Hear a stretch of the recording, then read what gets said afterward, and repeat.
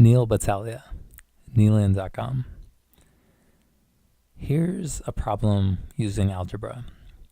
So basically, algebra is like arithmetic. It uses the same operations: addition, subtraction, multiplication, and division. It also gets into things like exponents, which you don't generally see earlier on, but there are some different things you can do. But basically, you're doing arithmetic, and the difference between arithmetic and algebra is that you also use letters. So you use letters that stand for things. So let's do an example. If the sum of two numbers is 60 and the greater is 4 times the less, what are the numbers? So there are two numbers. I made a blue circle and a green circle. And if you add them together,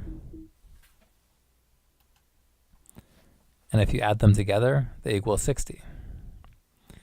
But we also know that the greater one is 4 times as big as the smaller one. So let's make it bigger.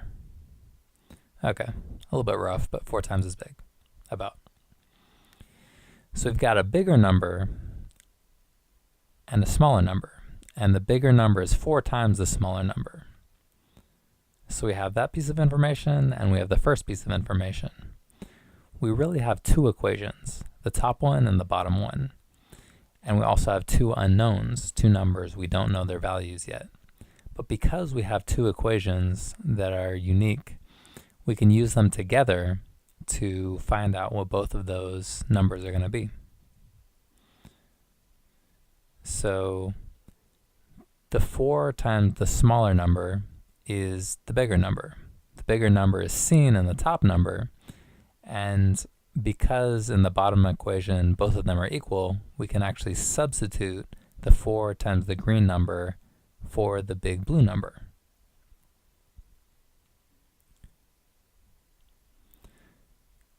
So if we substitute, we have 4 times one number plus that number is equal to 60. So we have 4 of the same thing plus one more of that thing. We could use the letter X instead of a green circle, and that's what you do in algebra. So 4x plus x is equal to 60. So 4 times the letter x plus x is equal to 60.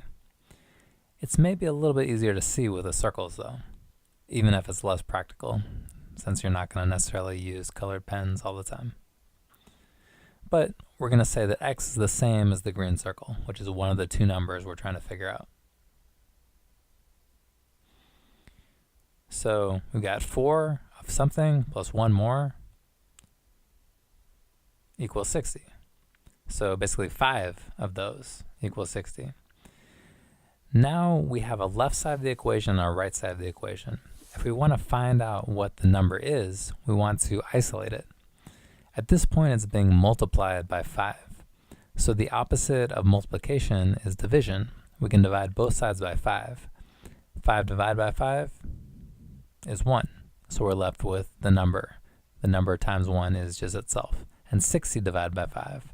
So that means that the green circle is equal to 12.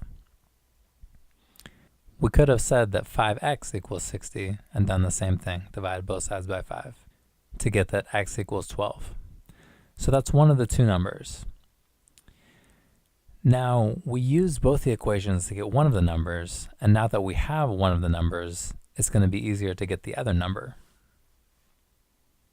Because basically we went from having two things that are unknown to having one thing that's unknown. So back to the top. We know that the green number is equal to x, which is equal to 12.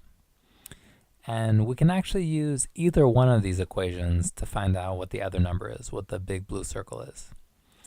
So I'm going to choose to use the blue number is equal to 4 times the smaller number.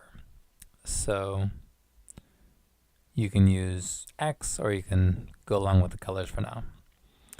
So basically, to get the big blue circle, we're going to take the green circle and multiply it by 4. So 4 times 12, which gives us 48.